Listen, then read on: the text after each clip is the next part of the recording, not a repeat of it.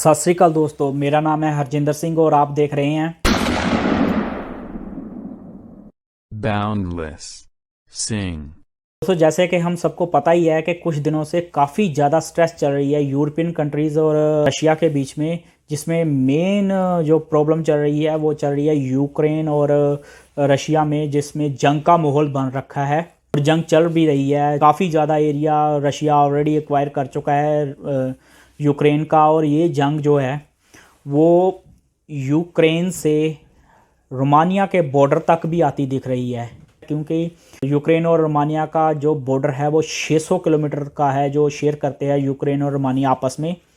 काफ़ी सारे यूक्रेन के शरणार्थियों को माइग्रेट किया जा रहा है अलग अलग यूरोपियन कंट्रीज़ में, तो ये स्ट्रेस जो है रोमानिया के बॉर्डर तक आती हुई दिख रही है, जिसकी वजह से काफ़ी सारे लोगों में ये स्ट्रेस है कि कहीं ये जंग जो यूक्रेन और रशिया के बीच में चल रही है कहीं वो रोमानिया में भी तो नहीं आ जाएगी, तो कहीं ये जंग का अगला जो फेस है रोमानिया में तो नहीं आने वाला। ये काफ़ी ज़्यादा बड़ा चिंता का विषय चल रहा है, क्योंकि ज़्यादा लोगों की प्रॉब्लम ये है कि अगर कुछ ऐसा होता है तो क्या बनेगा रोमानिया में रहने वाले सिटीजन्स का, जो माइग्रेंट्स हैं, जो वर्कर्स हैं, इमिग्रेंट वर्कर्स हैं दूसरे देशों से आए हैं, उनका क्या बनेगा, और जो अंडर प्रोसेस हैं, जो आने की सोच रहे हैं या आ रहे हैं, वीज़ा अंडर प्रोसेस है, उनका क्या बनेगा। तो आज की इस वीडियो में हम इसी बात पर चर्चा करने वाले हैं और पूरा जायज़ा लेने वाले हैं कि क्या यूक्रेन और रशिया की इस जंग का रोमानिया पर कोई असर या कोई रोमानिया पर कोई इम्पैक्ट पड़ने वाला है, जहाँ फिर रोमानिया इससे सेफ रहेगा। तो इसमें सबसे पहले मैं बात करना चाहूँगा रोमानिया के प्रेसिडेंट की। लास्ट थर्सडे को 24 फरवरी को उन्होंने प्रेस कॉन्फ्रेंस की है और उसमें एक जो बयान दिया है उसमें उन्होंने बोला है कि वो हमेशा ही नाटो और यूएस के समर्थन में है और उनका समर्थन हमेशा ही करते रहेंगे। जो भी सिचुएशन इस समय यूक्रेन में बनी हुई है रशिया की तरफ से, वो उसकी कड़ी निंदा करते हैं और वो नाटो का और यूएस का सारा समर्थन देंगे, और जो भी अगले मुद्दे होंगे या जो भी अगले स्टेप्स लिए जाएंगे वो उनके साथ मिलकर चलेंगे इन फ्यूचर, कि कैसे इस जंग को रोका जाए और रशिया को यूक्रेन और बाकी यूरोपियन कंट्री पर हमला करने से प्रिवेंट किया जाए। उन्होंने कहा है कि वो नाटो और यूएसए के साथ मिलकर अच्छे हल ढूंढने की कोशिश कर रही हैं। तो इसके साथ एक बात उन्होंने और इम्पोर्टेंट की है जो रोमानिया पर इम्पैक्ट करने वाली है। उन्होंने कहा है कि हम हल जरूर ढूंढेंगे उनके साथ मिलकर, सिक्योरिटी भी बढ़ाएंगे अपने बॉर्डर्स पर, बट रोमानिया जंग में अपने फौजियों को लेकर नहीं कूदेगा। ये उन्होंने गारंटी दी है कि वो रोमानिया में रहने वाले और रोमानिया में आए हुए माइग्रेंट्स सबकी कदर करते हैं, उनकी फैमिलीज़ की कदर करते हैं, तो वो किसी भी हालत में रोमानिया को जंग का मैदान नहीं बनने देंगे। वो सिक्योरिटी जरूर बढ़ाएंगे बट वो कभी भी आर्मी के साथ जंग में नहीं कूदने वाले। इस बात का उन्होंने पूरे तौर से दावा कर दिया है। तो इससे हम इस बात से तो श्योर हो गए हैं कि रशिया के साथ रोमानिया किसी भी डायरेक्ट वार में नहीं आने वाला, ना ही अपने फौजियों को लेकर यूक्रेन में जाकर उनके साथ जंग में कूदने वाला है। तो इसी के साथ नाटो जो यूनियन है उनका भी बयान आया है कि वो जो उनकी नाटो यूनियन है उनमें आते हुए देशों के पूर्वी हिस्सों में कंबाइन आर्मी की ट्रूप्स जो हैं, चाहे वो आर्मी है, चाहे वो नेवी है, चाहे वो एयरफोर्स है, उसकी मकदार जो है, उनकी तादाद जो है वो अपने बॉर्डर्स पर बढ़ाने वाले हैं, पूर्वी बॉर्डर्स पर, ताकि अगर इन केस रशिया यूक्रेन के बाद बाकी देशों पर हमला करने की सोचे या फिर आगे एक्वायर करने की सोचे तो वो आर्मी ट्रूप्स आगे रहेंगी उनको रोकने के लिए।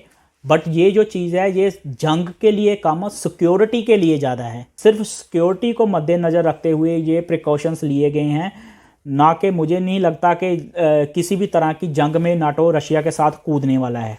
इसी के साथ काफ़ी सारी यूरोपियन कंट्रीज़ में, जिसमें रोमानिया भी इंक्लूड है, उन्होंने अपने ऑयल गैस रिसोर्सेज पर सिक्योरिटी बढ़ा दी है।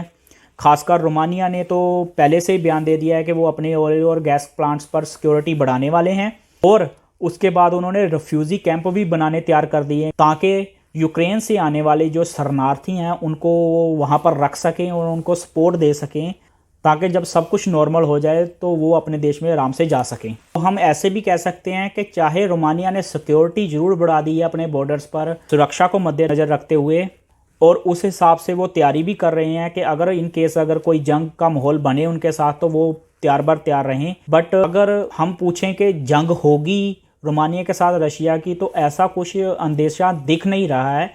क्यों नहीं दिख रहा है, इसके दो पॉइंट हैं। पहला पॉइंट तो ये है कि रोमानिया ने कंप्लीटली कह दिया है कि वो अपनी फ़ौज को लेकर यूक्रेन में जाकर रशिया के साथ जंग में नहीं कूदने वाले, ना ही वो रशिया के साथ कोई भी जंग करने वाले हैं आर्मी से रिलेटेड। हम ऐसा कह सकते हैं कि प्रेसिडेंट की गारंटी के हिसाब से रोमानिया में तो जंग नहीं होने वाली एटलीस्ट। बट यहाँ पर पॉइंट ये उठता है कि अगर रशिया जंग करना चाहे तो क्या होगा। तो उसके लिए दूसरा पॉइंट है मेरे पास। जो रशिया के प्रेसिडेंट हैं व्लादिमीर पुतिन, उन्होंने भी क्लियरली ये बोला है कि उनका किसी के साथ कोई पंगा नहीं है, किसी दूसरे देश के साथ वो कोई जंग नहीं करना चाहते। उनका सिर्फ पंगा है यूक्रेन के साथ, क्योंकि उनके कहने के मुताबिक ये जंग रशिया ने नहीं छेड़ी, यूक्रेन ने छेड़ी है। तो सिर्फ वो डिफेंसिव तरीके से वहाँ पर जा रहे हैं। तो इसमें कितना सच है कितना झूठ है वो तो वही बता सकते हैं। बट यहाँ पर एक बात तो निकल कर आ रही है कि रशिया का भी इस समय कोई इंटरेस्ट नहीं है यूक्रेन के अलावा किसी और देश से कोई भी किसी तरह की जंग छेड़ने का। तो इस बात से हम निश्चिंत हो सकते हैं कि रोमानिया के साथ कोई जंग छिड़ने वाली है रशिया की। पर हाँ, अगर इम्पैक्ट की बात करें तो ये बात तो पक्की है कि रशिया और यूक्रेन की जंग का इम्पैक्ट जो है वो रोमानिया पर भी तो थोड़ा पड़ेगा, क्योंकि माइग्रेंट्स आएंगे, ऑयल और गैस की सप्लाई बंद हो जाएगी, काफ़ी सारी प्रॉब्लम्स क्रिएट होंगी, काफ़ी सारी गुड्स की सप्लाई बंद हो जाएगी। तो उसकी वजह से इकोनॉमिकल इफेक्ट तो ज़रूर पड़ेगा।